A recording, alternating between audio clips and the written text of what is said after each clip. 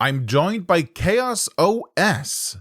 He's been working on the Draw Steel system for FoundryVTT since way back in 2024, and with Metamorphic Studios, recently released officially licensed modules for Heroes, Monsters, the Delian Tomb, and Road to Broadhurst on Foundry, including official art. We talk about making Draw Steel work in Foundry and how it positions itself versus the Codex. I'm John Denor, and this is Goblin Points.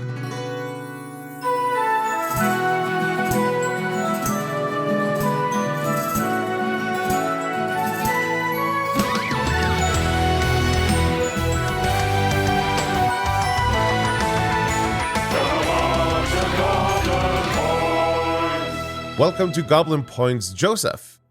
Hello. Hi, I'm Joseph. I am the primary maintainer on the Draw Steel Foundry repository, as well as the co-lead of the various premium modules that are now available on the FoundryVTT store, as well as the free Road to Broadhurst module.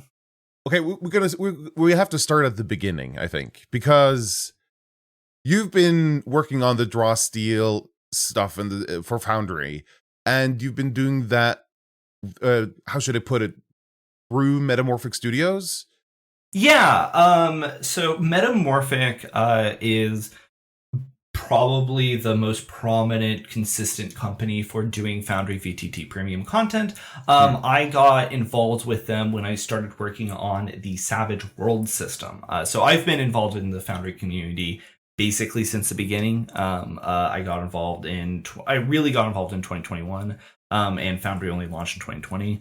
And so I have been through a lot of the ups and downs of Foundry development. And so I was running a Savage Worlds Dark Sun campaign a few years ago. I got involved in the Foundry development part of that. And then as I started contributing to the system, Metamorphic reached out to me because they were producing the Savage Worlds premium modules and were saying, hey, you're doing all these great system contributions. Do you want to help us make these premium modules? I said yes. And so I have had my hands in a lot of the packages on the FoundryVTT store that Metamorphic has produced. And then separately, I had my eyes on Draw Steel from the very beginning. I've been a big fan of Matt Colville's YouTube channel. I was a big fan of all the Kickstarters. And most importantly, though, I have always been a very big fan of Dungeons & Dragons 4th edition, because that was what I was running prior to switching to Savage Worlds, actually. I only did a very brief stint with D&D 5e. I mean, I have a D&D 5e campaign, but it's never felt like my home game, my main game or anything. So I was very excited when Draw Steel came around. It was like, hey, we're inspired by 4th edition. Obviously the game has a bunch of very important differences from D&D 4e, but, inspired by 4th edition. I really love 4th edition. And the changes they made to the formula to produce Draw Steel were things I was very, very interested in. And so I knew from the beginning that I wanted to bring Draw Steel to Foundry, because Foundry for me has been my primary platform. I really love the platform. It has a lot of really great benefits. And so I was like, well, I can just one of the great things about Foundry, it's a very open development platform. I have the technical skills to bring it to the platform.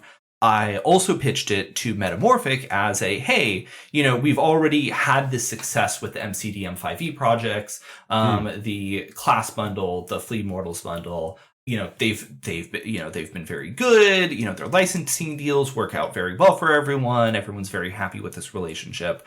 Why don't we do a system? And so I have been largely in charge of almost the entire product line. So I do the system. I have a co-lead, Zell, who people who are active in the MCDM Foundry Discord channels will be very familiar with. He's been the lead on every single 5e Metamorphic project that they've done. I have taken on more of a leadership position for the Draw Steel things, in part because Metamorphic continues to ship non-MCDM 5e products, and so Zell and I, we talk a lot. We're very good at working together. But I've taken more of a leadership role with the Draw Steel products. And so I started working on the system. And Zell has been a very important contributor. He's the person who reviews everything I do. So every single time I do work, I file a pull request, which is in software development terms like a chunk of work. And he goes through, says, hey, small things to change, big things to change. Even just today, before I got on the podcast, we've been talking about some UI updates for like using abilities, and so all of this has kind of culminated into working to produce all of this stuff for the platform, because I think it's such a uniquely valuable and flexible platform that if you're running Draw Steel and any other TTRPG system, it's very fluid to switch in Foundry between those. And so I think for anyone who is interested in using either the large like community support for Foundry, it's got a very large community that is not just the Draw Steel community. For anyone who's running multiple systems and wants just like one unified platform that everything runs off of. And also just like anyone who's just like generally like, I've spent my time learning Foundry. I know its ins and outs. I know how it works. I mean, that's especially where I fall like, I know Foundry. I know how it works. I like, and there's a lot of benefits for me for not spending a bunch of time relearning a new platform. And so I've really been enjoying developing for it. So it sounds like you said you've been developing or working on stuff for Foundry since 2021. Yeah. Does that mean you, and you've been active with Metamorphic for a while also, does that mean you worked on some of the pre-Draw Steel stuff from MCDM, like the? Really good example in terms of the again, all within the Foundry ecosystem, but the class bundle.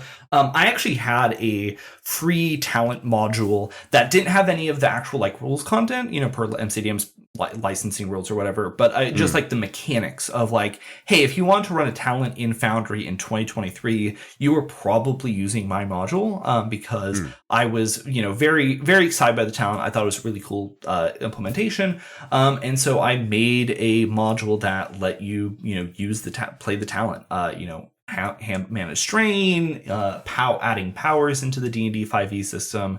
And so when Metamorphic snagged the license to produce the class bundle as like a whole thing, I was very, it was like, hey, I already have done a lot of the work here. And so I was able to bring that into this premium module in addition to all of the great data entry work, the art, the journaling, the journal styling, all of those things that all of my coworkers at Metamorphic bring to the table with all of these premium products. And so I think the talent is a really big one. There's just a lot, a lot of the beast heart coding. Basically anything where it's more advanced than just like things you could build with just the system. Any kind of that coding aspect is stuff that I probably wrote and did. The demons in Flea Mortals are another really good example of that. A bunch of the minion code in the Flea Mortals module. So there's just a lot of any of that kind of behind the scenes technical work. I probably had a hand in, if not wrote almost entirely by myself. So just for clarity, the class bundle is the talent and the beast heart and the Illrigger. Yeah, and Illrigger. Yeah. So so it was, the Foundry marketplace. One of the discussions I've had with people more senior than me at Metamorphic who manage the business side is that they're still trying to figure out what makes sense in terms of like product sizes on the marketplace. And one of the in part because it's also about like how do Foundry modules work, how do these interdependencies work. Foundry ultimately Foundry really encourages you to kind of bundle things a little bit bigger. You don't really want to be doing things piecemeal. And so for example, it made a lot more sense because of that to do like, okay, all three classes as just a class bundle together rather than trying to parcel things out. Same reason why it's Flea Mortals and Where Evil Lives is that from a like production standpoint, from a marketplace standpoint, it's a lot simpler to just have it as like, it's the Flea Mortals and Where Evil Lives bundle. We're not selling them separately. Oh, I don't remember now. Did you end up doing the same for the Heroes and Monsters book? The Heroes and Monsters books are currently separate modules. They so the things available right now on Foundry there is the free Draw Steel system, and so that lets you just play Draw Steel. It's got everything that is open in the creator's license added into it. The system recently went official. All that actually means in terms of material changes is we've got a few select pieces of art for places where it's just the system using things. The system now has a nice splash background on the setup screen. The compendium packs have some nice art to them that pulls from Draw Steel. Overall, though, the system going official is mostly important in that there's now 3 items on the Foundry Marketplace. So at FoundryVTT.store, you can find the Delian Tomb Heroes book and the Monsters book on the Marketplace. At least when recording this, they're all currently in the carousel on the front page. I'm sure that if you are listening to this in a month, the carousel will change. The inexorable march of time. What the Delian Tomb brings exactly what you would expect. It is the Delian Tomb adventure produced for Foundry, using the full capabilities of both the system and the core software. So it's got journals, it's got the map set up, it's got all the Delian Tomb exclusive monsters like your armored soul whites, your unique bosses, the various Ruinborn that are in the adventure. And so all of that is built up.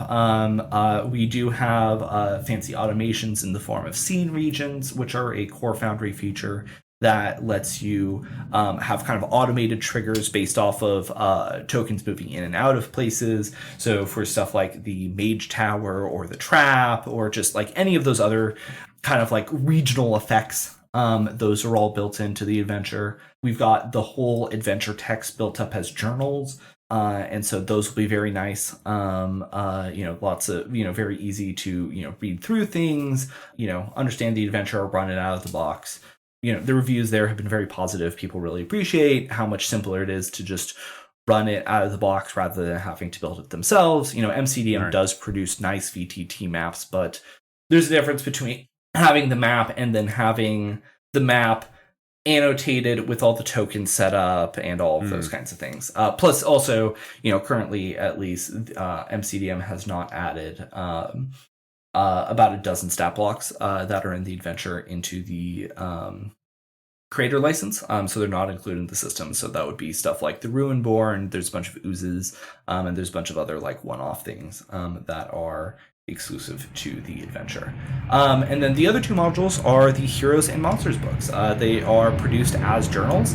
And so you don't need to buy these modules if you want to have the actual like rules stuff, right? Like, so if you want to build a, level 8 Storm White Fury, you can just do that in the system. You don't need to buy anything for that. What the Heroes book and the Monsters book bring is they bring the journals very richly produced. So if you want to actually like read the Heroes book in Foundry, then we provide that as these modules. And then they also bring all of the actual art that's in. So the system, we have a bunch of generic icons that are based on rules for all of the monsters. And so all of the Hexers share an icon. All of the Defenders share an icon. And I think that, I've been running Draw Steel for many months using that within Foundry. It works great. Honestly, sometimes it's really nice to just have some generic icons. What the Monsters book especially brings is that Foundry has a fancy little feature called token mapping,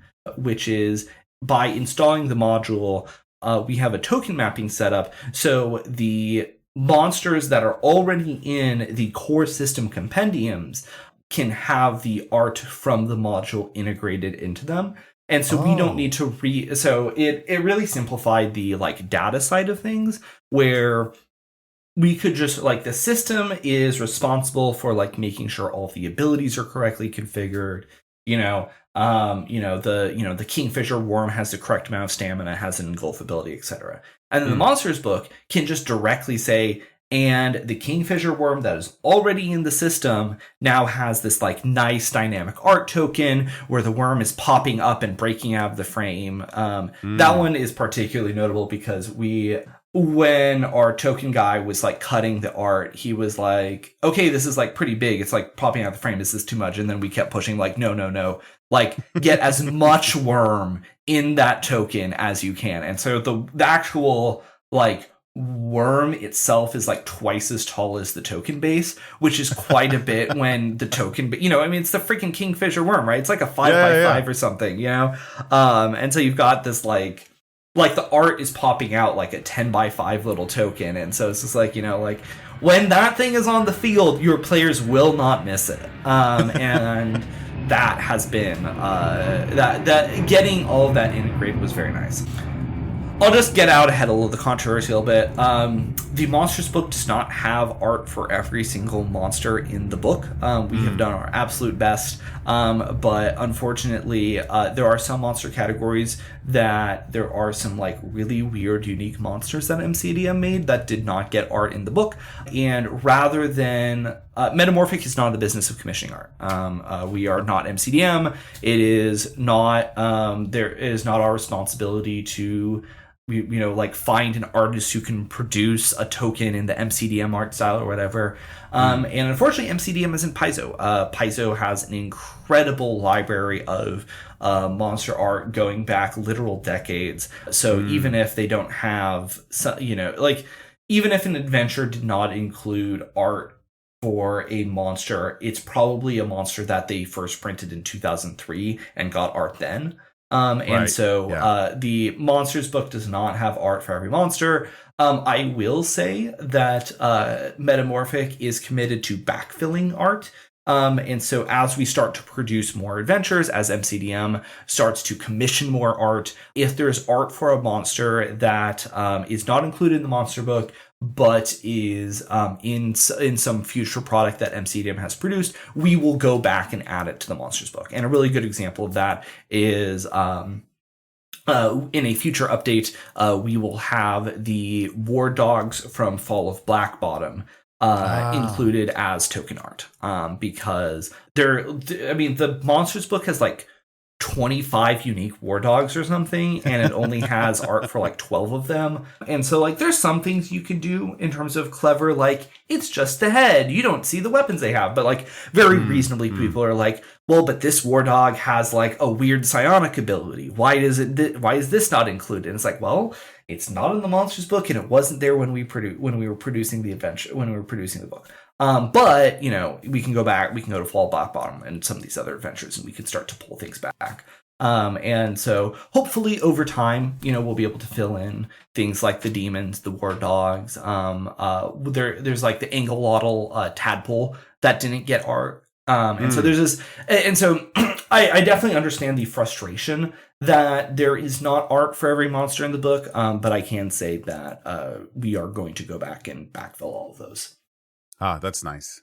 You mentioned that with the system that you can purchase, the module, you get the full Heroes book and Monsters book, I assume, as part of the journal system in Foundry.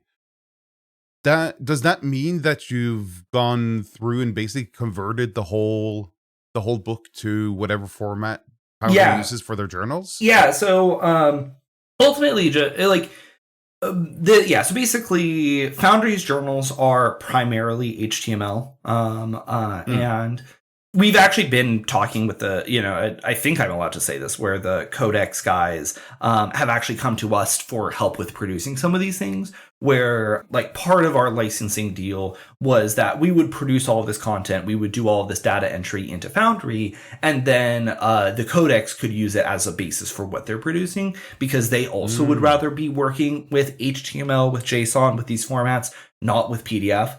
I have absolutely no shame in saying PDF is frankly just a terrible format. It is a very, very good format for reading, and it is a very, very bad format for basically anything else. And even for reading, it's mostly a good format in the sense that it's very good at keeping like a consistent page-like view. And so if you want something that is both like very readable in digitally and then also will print nicely, PDF makes a ton of sense as a format.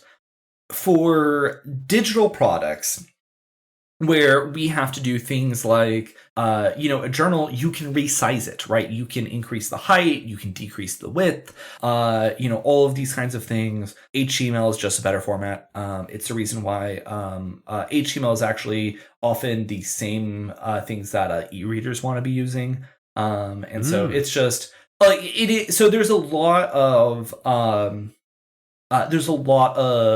just like converting formats in a way that was pretty laborious. The other thing that is pretty laborious in producing these journals is a step we call linking, which is both the obvious of like, replacing all of the PDF interpage references with internal links for these journals, which are going to look different, right? We've got, in a PDF, everything is like a linear page count kind of thing.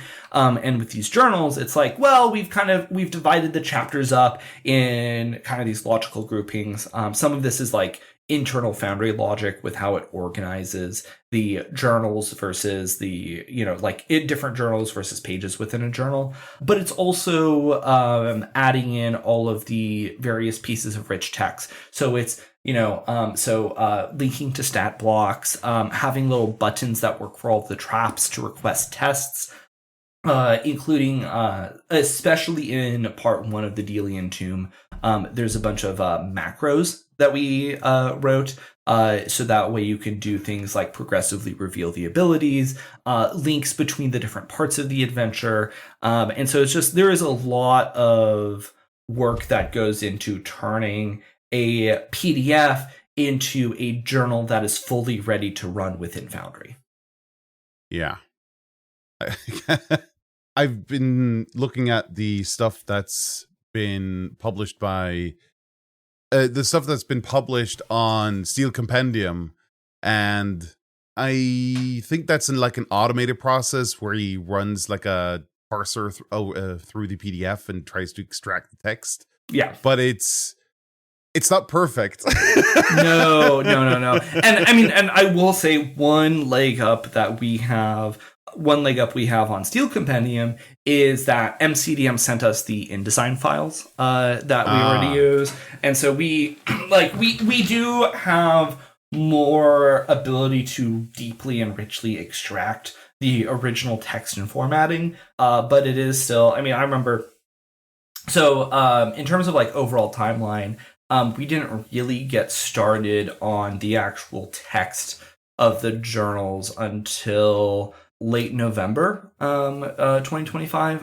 What it was is we were waiting for MCDM to finish up their errata because it was clear there'd been like this building errata doc, but then like they hadn't actually finalized things. And so until they were done with the errata, we didn't really want to get started because it'd feel really bad if we release these journals and there's a bunch of like issues that have already been errataed that we somehow missed in that process. And so it was just like we could massively reduce the amount of errors by just waiting a little bit. And that actually, frankly, was the biggest delay on everything, was just like we didn't really start until November. So I remember it was like late November, and I remember doing this on the flight to PAX Unplugged, where I was just like, I've got my laptop and I'm just like, all right, I've got the Heroes book.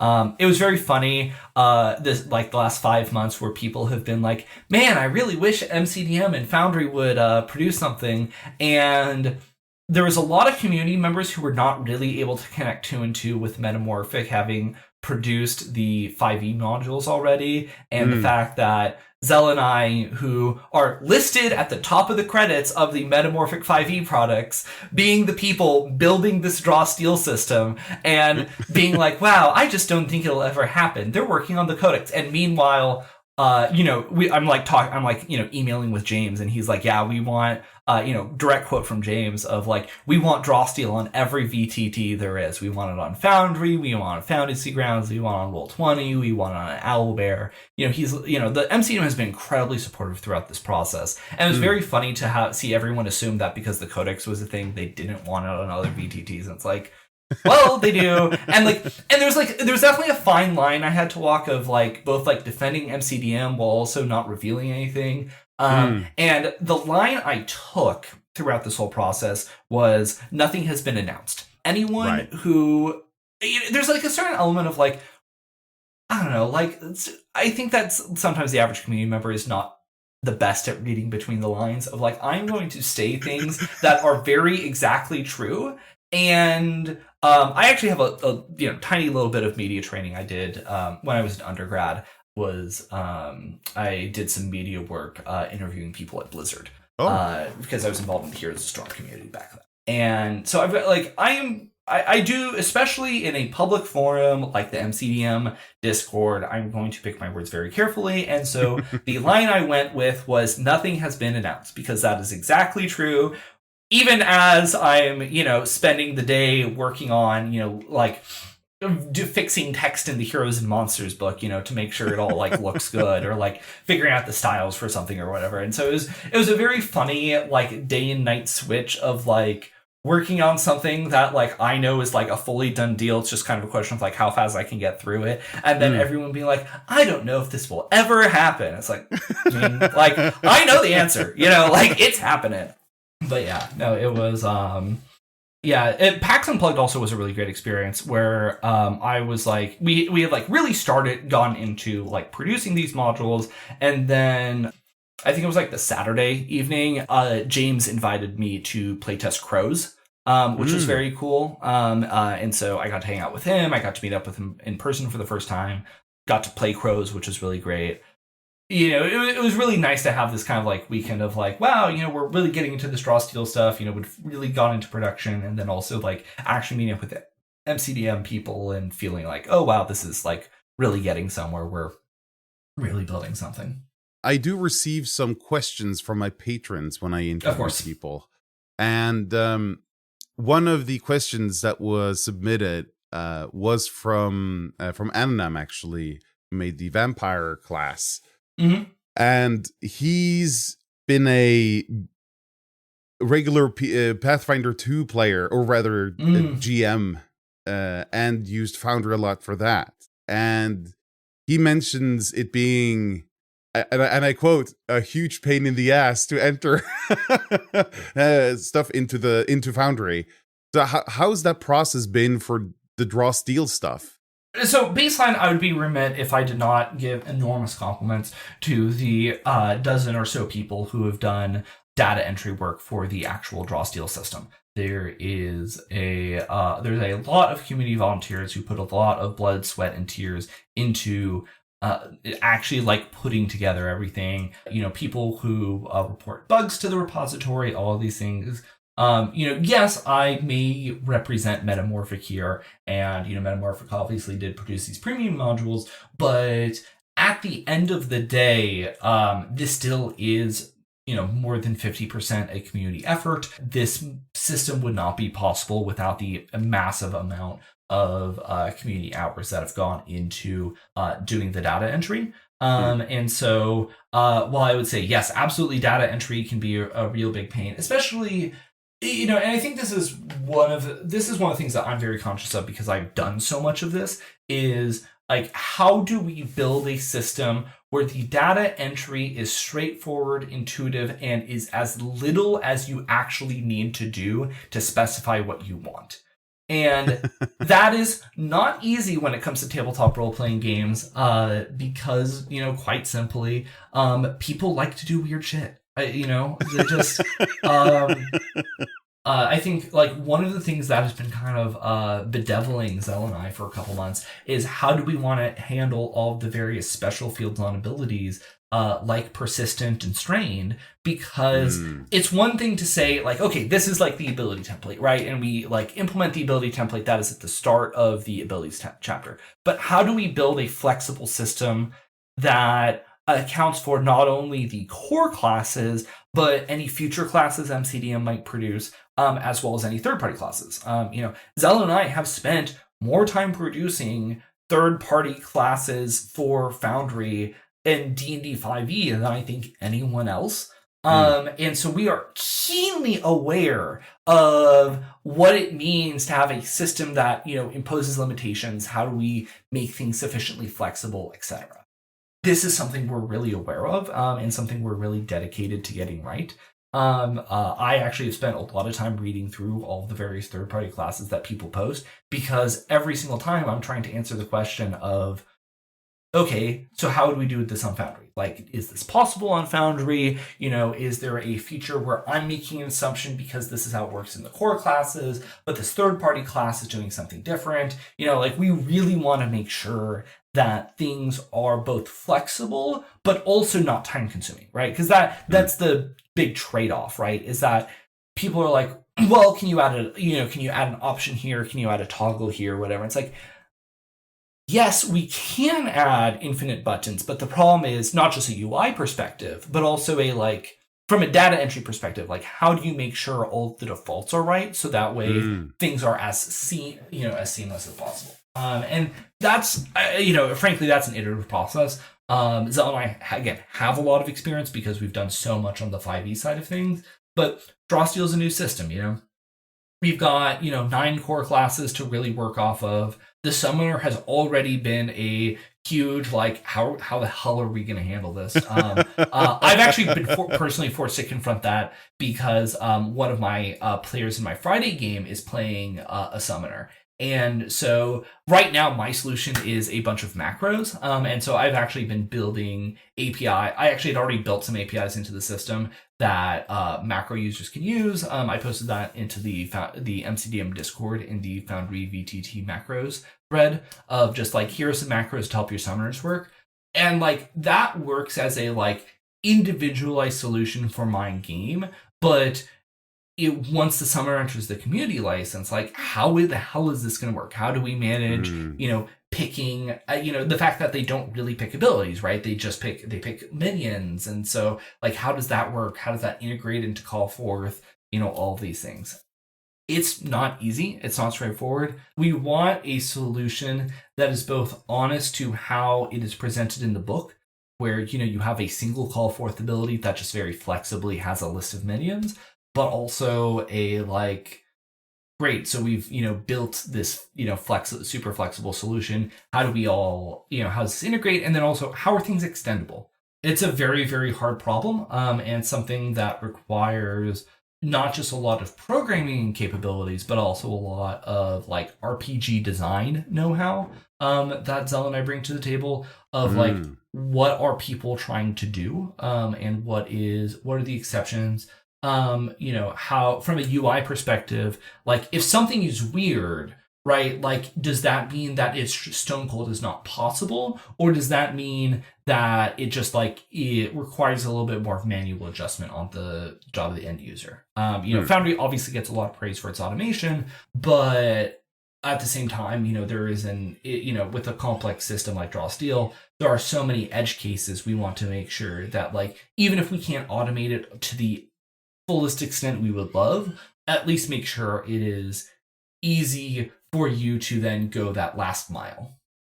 And speaking of automation, because the codex, which is kind of I don't know if it's the elephant in the room, but it is looming in the room at least, it is targeting a very high level of automation when it comes to the abilities and the effects that they impose onto targets and whatever in the game.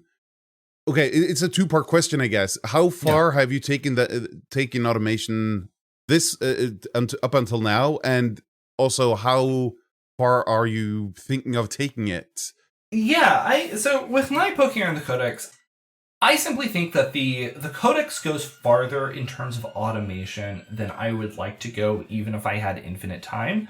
And then I also think, just very practically speaking, the Codex is a full team of full-time developers. This is something, the DrawSteel system is something that I am only working on in a part-time capacity. And so, Zell and I together probably put in, I want to say 30 hours a week on a good week into the Codex. And, the Codex team is, 5 or 6 full-time developers who are putting in at least 40 hours a week. And honestly, these guys are like pretty dedicated, and so I'm pretty sure they're putting in more than 40 hours a week. So I think, so some of it is a like practical constraint of like, we are, we're not subsidized by MCDM. We are not, we have to put together what we can find in our free time, as well as what we can justify as part of producing these, Foundry Marketplace modules. The Foundry Marketplace modules have done well for themselves. We're going to keep producing them. The amount of time that we can take per module to put back into the system is limited, especially with also Zell and I are also in charge of producing modules for other companies besides MCDM. So we've got, anyone who's a fan of Ghostfire for D&D 5e has seen Zell's work all over the place. We've got a bunch of those Grim Hollow modules coming through the pipeline, amongst other things. And so we don't have as much time in a average week as the Codex team. And also we don't have full control over our platform. And so the upside of that is that there is a fairly large team of full-time developers working on Foundry, the core software. And so that's really beneficial for us in terms of like, we benefit from all of the development work they do. There is a lot of platform level work that the core software team does. And one of the topics we'll get into, I'm sure, is Foundry version 14, which is coming out next month. That will be will bring a lot to both like Draw Steel directly, as well as just like the general Foundry experience. And so that's the big upside, is we have, even though Zell and I do not have even a full work week every week into the Foundry system, there is a team of full-time developers working on the core software. But at the same time, that also means that not all of the decisions the core software makes are purely focused on Draw Steel. Right. And so, we have to be a little bit leaner. We have to be more strategic. We can't just throw more man hours at everything. And also, our ability to work with MCDM directly to commission assets, like we're not in that level of the pipeline. We are at the end, MCDM has produced something, and so we'll produce something, and so then we'll produce something based off of like MCDM's final product. I'm a patron, so like I'll throw in my like 2 cents of feedback or whatever, but like that is like obviously a fully different level than the level of integration the Codex dev team has.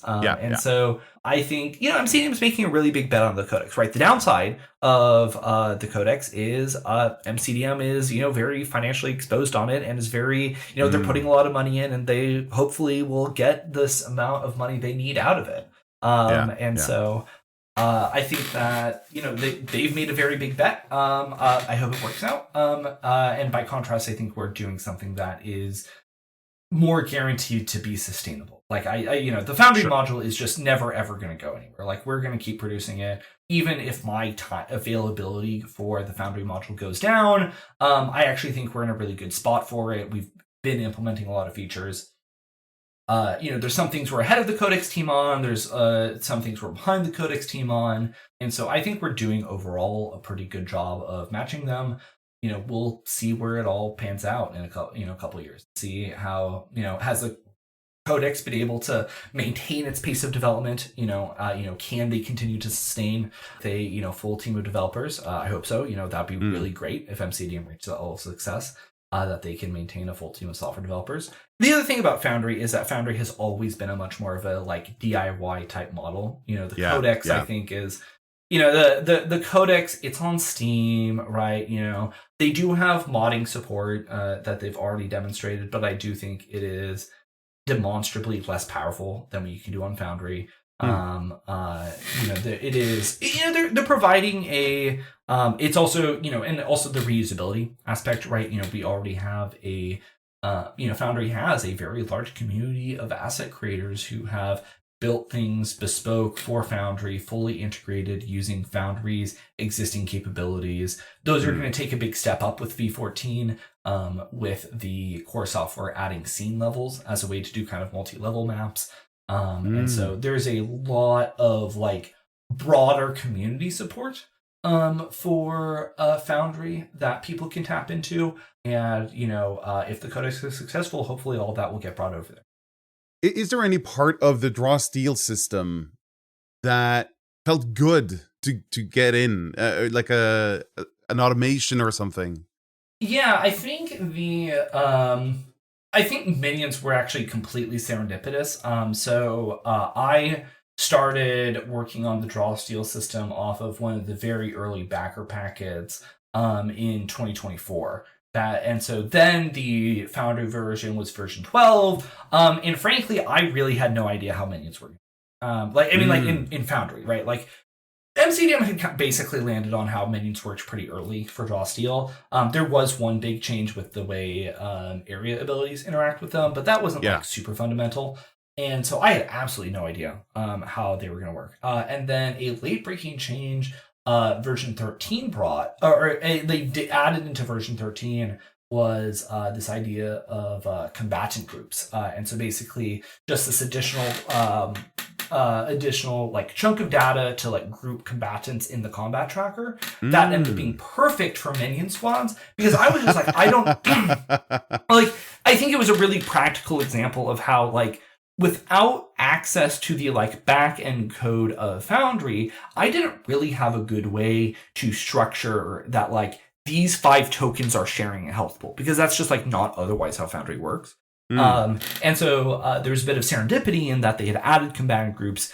I think for D&D 5e was the original proposal, and then like D&D 5e a year later has still not actually leveraged them at all, which I think is like there's some very funny things of Foundry development where D&D 5e obviously drives a huge chunk of their development process. It is a massively popular system, and they have the license to produce the premium content for it. And so they very, very understandably like have D&D 5e, like, you know, the lead developers on the D&D 5e system. Several of them are also like core software developers. And so there's a lot of like high level awareness of like what D&D 5e needs. And so therefore, what should the core software prioritize? And, you know, and I'll be honest, and I think with the core software, it has been interesting to see them learn, especially as they get into the premium content, of like, what do people actually need? Like I know at Metamorphic, we've had a number of things that we had been asking the core software team to prioritize for years. And then they got this like Wizards of the Coast license. And then all of a sudden it shot to the top of their priority list because they realized how important it was when producing premium content. In software development, the term for that is eating your own dog food. There's a very common process in software development is you build something and you ship it off to customers. And if you are not your own customer, then your personal connection to like little grievances is it's very easy to dismiss a complaint as, well, you know, like, why don't they just use this workaround or whatever? But when you are, because the thing is, like, if you're not your own user, you don't have the kind of perspective of like how common is something. Like, is someone who's griping about something representative, or is this just like one person who's like very idiosyncratic, and so their gripe is like unusual? And so when you actually use your own stuff, you are much more likely to like feel the same things the community is feeling and figure out, okay, what are actually like, you know, these small annoyances that add up, and like, how do I prioritize them? Because that's the other thing, is that like fixing small UI issues is something that doesn't look very sexy on like a like quarterly report or anything. You know, the things that are like hard to quantify when you're trying to justify to your boss how you're spending your time. So there's been a lot of like, the core software has spent a lot of time learning how we at Metamorphic have been feeling in terms of like what's important with producing premium content. What are things that we just kept having to re-implement because the core software didn't do it? You know, all these kinds of things.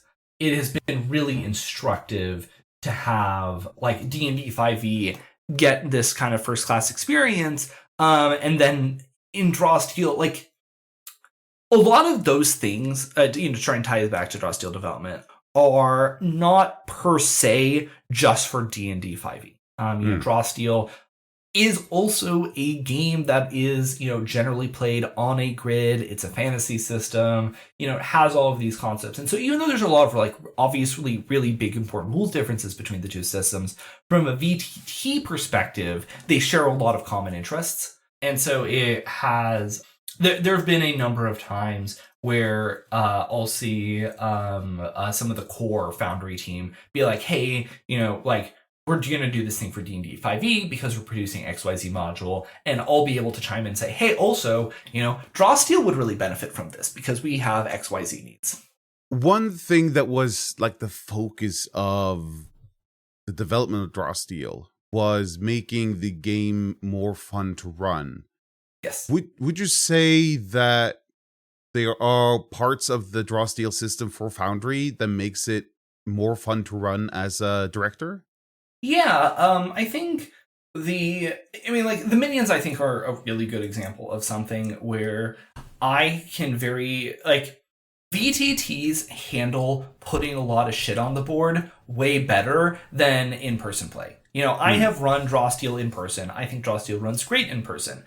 Minions in person can be a huge amount of just like, there is just so much stuff on the board. You're forced to make decisions of things like, do I have enough minis for these? What am I using as replacement minis because I don't have a big mini collection, etc. And so that is something I think that a VTT does a lot to help. Obviously, that's something the Codex also does. I think a lot of these things that I'm going to describe are going to be things that are like very also benefits of the Codex.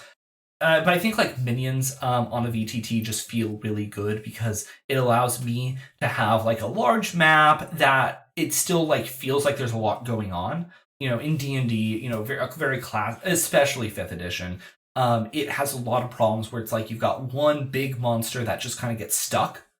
And Drawsteel does a much better job of avoiding that problem. Some of that also is, of course, like Drawsteel solo designs, but also like Drawsteel recognizes that most fights should not be solo fights, and I think the challenge rating system does not do that. I think that the challenge rating system really encourages you to just be like, oh, you just pick one monster that is of the appropriate challenge rating for your party, and then like that's the whole encounter.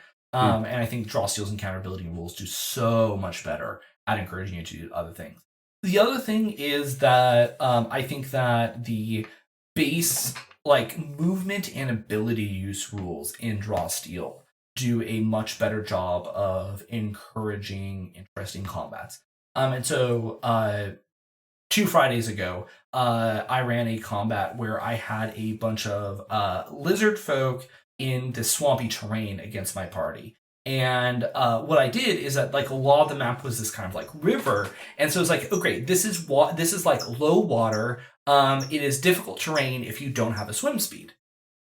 And so my players had to engage with the jump rules, where it's like, okay, some of our characters have good agility or might, they can jump, and that allows them to like get over some of this difficult terrain without movement penalty.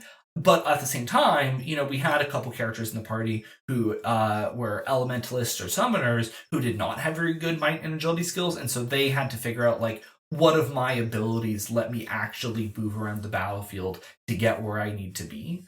And I think that the Foundry system has full support for marking areas as difficult terrain, and so it felt really good to be able to like have that level of integration on the map where my players are having to make important particular decisions about their movement and about their ability ranges in order to like engage successfully. Especially with and like part of what was interesting about the combat was that the ranged lizard folk were outranging my summoner and elementalist, and so the summoner and element had to advance through the water if they wanted to engage with the backline. And so there's, I think, just like the base, I think like D&D 5e ultimately just has a big problem where on a design level, it doesn't want you to ever have to think about positioning. And so it makes it so trivial to get where you need to be, to attack without penalties, whatever. Yeah. And I think Drawsteel's design on a very base level forces you to engage with that level of tactical. Now, the downside of many people would note is that means you spend, the whole party spends a lot more time talking out each turn in combat. While in D&D 5e, the fighter can roll up and say, I attack it twice, roll some dice, and then be done with their turn in 60 seconds. But I think that people are having more fun engaging with Draw Steel. You need the right group. But I think people have more fun engaging with Draw Steel on that deeper level than the D&D 5e. I'm going to roll around. I don't have to make any decisions. Nothing is ever going to meaningfully impede my actions. And so I'm just going to take my turn and then check out for 20 minutes. We're closing in on the hour already. Yeah. And I always ask my guests to bring some kind of recommendation for the listeners. It could be anything that you want them to check out. Or broadly speaking, Naomi Novik as an author has been really important to me in terms of how I think about fantasy. I think she's made so many things. In particular, I want to recommend her book Uprooted. I think Uprooted has been just an incredible story. Yes, it's very Polish in terms of the perspective on fantasy, but I think that it does some really neat things in terms of who the antagonists are, how magic works, and is just generally a really inspiring piece of fantasy literature. Thank you so much for coming on, Joseph. It's been really fun to hear about the system. No, absolutely. Yeah, no, I think Foundry has a really bright future ahead of it. Thank you so much for coming on, Joseph. I've been, and still am, a regular user of Foundry since the start of the pandemic. And while I personally prefer the Codex when I play Draw Steel, I think it's fantastic to see Draw Steel supported on other VTTs in general, and Foundry specifically. It's no secret that the Codex is not for everyone, and I think a lot of directors would prefer to stick with Foundry if they're already very comfortable with it. I want to thank Ananam, Anton Kermola, and Foxtrick for submitting questions for ChaosOS. If you want to be featured on Goblin Points or know of someone else who should be, leave a comment on YouTube or Spotify, or send me an email on tips@goblinpoints.com. Links to everything, including this script, can be found in the show notes and on goblinpoints.com. You can support my work by becoming a patron member. Paying members get to submit questions for my upcoming guests here on Goblin Points. You also get access to premium features on Stall. Stall is a digital toolset for playing and running Draw Steel, digital hero sheets, encounter builder, monster lookup, the complete rules text, and more, such as the Stall Supplement Index, a comprehensive list of all the supplements being published for Draw Steel in one convenient place. Visit stall.app, STAWL.app. Next episode is on the 5th. That's the news episode covering everything Draw Steel and Crows in April. See you next time. Snackis.